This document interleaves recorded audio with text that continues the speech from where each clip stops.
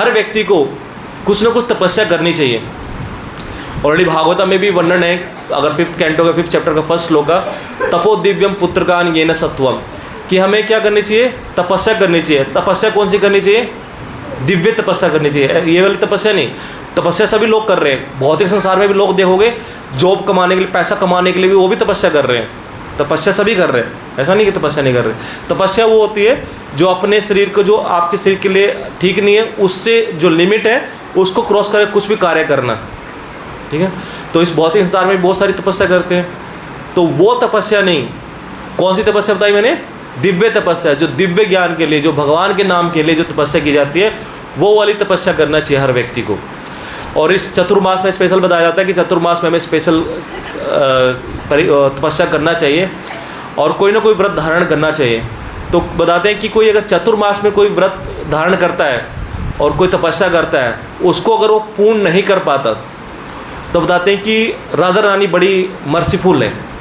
तो कार्तिक के महीने में वो तपस्या करने से जो चतुर्मास का पूरा फल है वो किस में मिल जाता है? कार्तिक मास में करने से मिल जाता है। तो क्योंकि राधा रानी है, बड़ी मर्सीफुल है, तो राधा रानी फिर देखते हैं कि अरे बेचारे सतयुग के भी फेल थे, त्रेता युग में फेल हो गए, द्वापर युग में फेल हो गए, अब कलयुग में बेचारे आके पड़े हैं। कलयुग में कैसे कैसे इनको पास करना है ना? तो क्या बोलते हैं कि चलो ठीक है, मुझे पता है ये कुछ ना कुछ चीटिंग करेंगे, कुछ ना कुछ ऐसा इनकी तपस्या इनसे विफल होगी, तपस्या होगी नहीं। तो एक और ऑफर देती है राधा रानी, बोलती है मेरे इस महीने में कार्तिक पूर्णिमा से जो 5 दिन होते हैं, बीसम पंचक, जो पूर्णिमा तक के दिन होते हैं, एकादशी से कार्तिक पूर्णिमा, एकादशी से पूर्णिमा तक के जो 5 दिन होते हैं, बीसम पंचक के नाम से जाना जाता है, उन 5 दिनों में वो तपस्या करेगा तो उसको पूरे चतुर्मास का भी और पूरे कार्तिक का भी उसको क्या मिलेगा? फल मिलेगा। तो ऐसे हैं ये 5 दिन।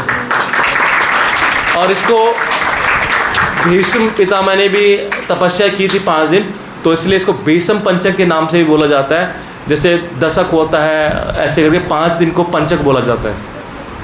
इससे बताते हैं कि विशेष तपस्या करना चाहिए कुछ ना कुछ।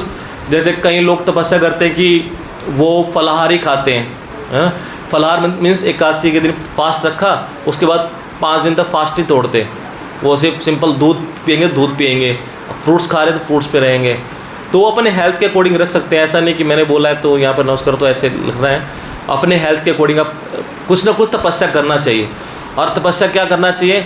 हमारे आचार्य यही बताते हैं कि तपस्या ऐसी करनी चाहिए जिसमें आप भगवान को ज़्यादा याद कर सको, यानी कि आपको हरिनाम ज़्यादा से ज़्यादा, यानी माला जितना ज़्यादा कर सकते हैं इन 5 दिनों में माला बहुत ज़्यादा करना चाहिए।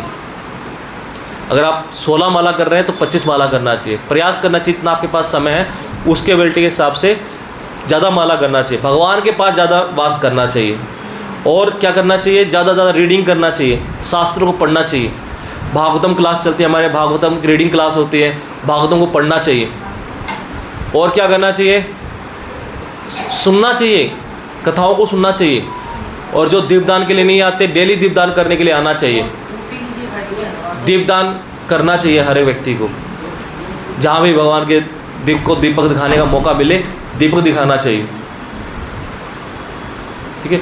तो मेजरली एक्टिविटी ये करना चाहिए। और स्पेशली इस 5 दिनों में स्पेशली दान भी करना चाहिए कुछ ना कुछ, ब्राह्मणों को, वैष्णवों को कुछ ना कुछ दान करना चाहिए इन 5 दिनों में, क्योंकि इन्हीं चीज़ों का फल मिलता है प्रॉपर।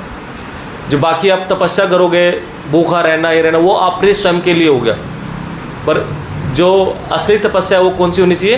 तपो दिव्यम पुत्रकान येन सत्वम, दिव्य तपस्या वही होगी जब जिसमें आप भगवान का नाम जप ज़्यादा करोगे, भगवान का हेयरिंग रीडिंग ज़्यादा करोगे और भगवान के लिए कुछ ना कुछ दान होगे। तो इस तरह का तपस्या करना चाहिए। यही तपस्या सबसे बड़ा जो फल देती है भीष्म पंचक में, तो ये करना चाहिए। हरे कृष्णा। जगत गुरु श्रील प्रभुपाद की।